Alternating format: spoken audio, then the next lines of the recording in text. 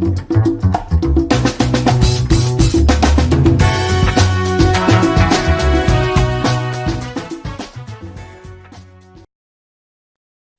everyone and welcome to On the Run News. Don't forget to like and subscribe, and tick the bell notification for all the latest news.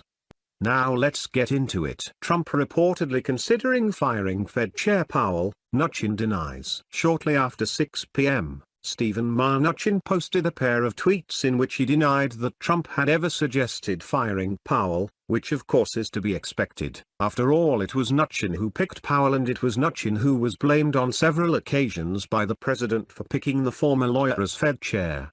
If amid the barrage of negative news hitting the market this quarter there has been one outstanding item which would have sent it sharply, even lower, that would be a flashing red headline, or a tweet from the president, announcing that Trump has fired Fed Chair Jerome Powell.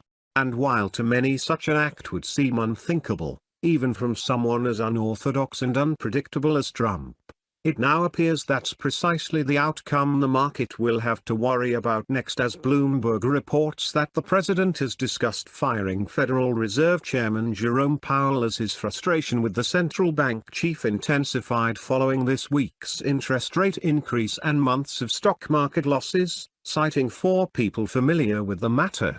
While advisors in Trump's inner circle have rightfully warned him that firing Powell would be a disastrous move for stock prices, and instead are hoping that the president's latest bout of anger will dissipate over the holidays, the sources reveal that the president, who is facing the imminent departure of two of his closest advisors, Chief of Staff Kelly and Secretary of Defense Mattis, has talked privately about firing Powell many times in the past few days.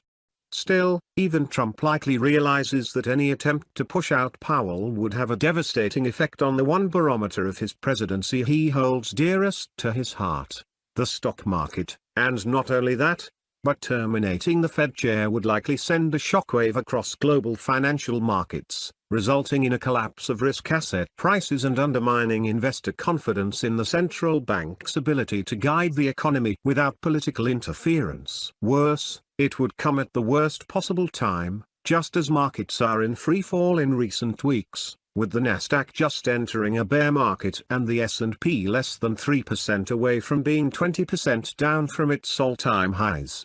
It is likely that any move against Powell would be met by considerable legalistic resistance, as it is unclear how much legal authority the president has to fire Powell, as the Federal Reserve says governors may be removed for cause by the president, and since the chairman is also a governor, that umbrella definition also extends to him. Even so, the rules around firing the leader are legally ambiguous, according to Peter Canty Brown of the University of Pennsylvania notes in his book on Fed independence.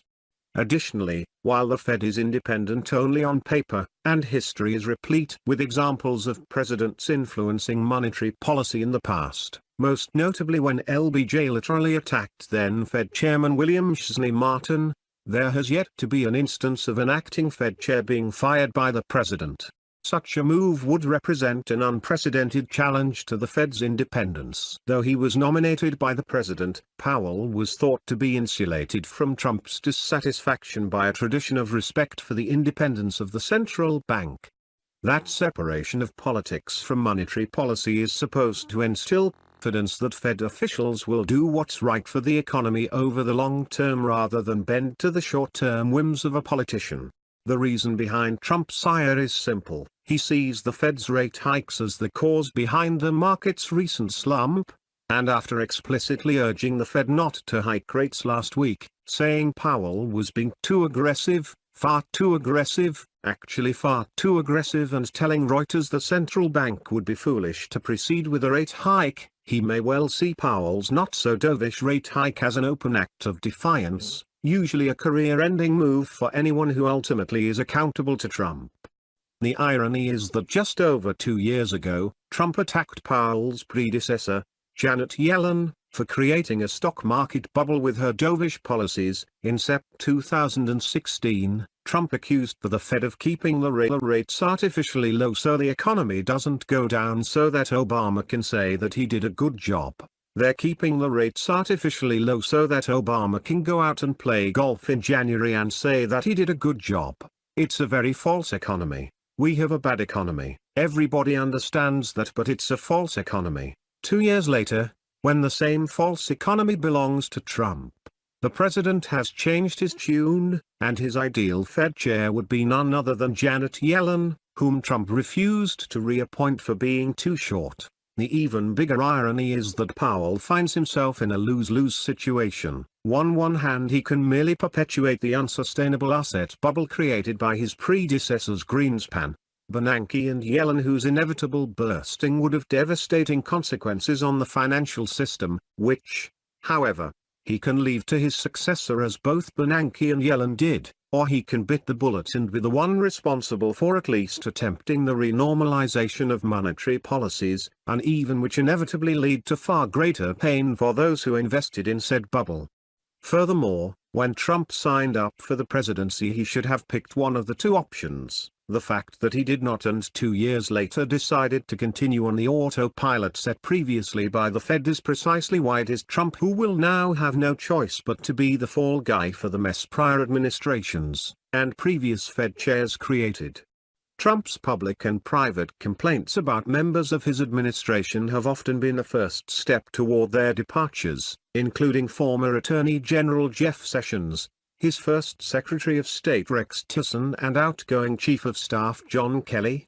And while it's not just Powell who is on the chopping block, as some of Trump's recent anger has also been directed at Treasury Secretary Steven Mnuchin for his part in persuading the president to select Powell to lead the Fed, the fact that Powell's tenure is now in jeopardy and that the Fed chair could be fired after even a mere sharp drop in the market, with an S&P 500 bear market looming as a likely psychological catalyst, will lead to a self-fulfilling prophecy, as traders will now sell merely on the fear of, and front-running the news that Trump has fired Powell precisely as a result of such selling. This is On The Run News. We hope you enjoyed the show. Until next time. Bye for now.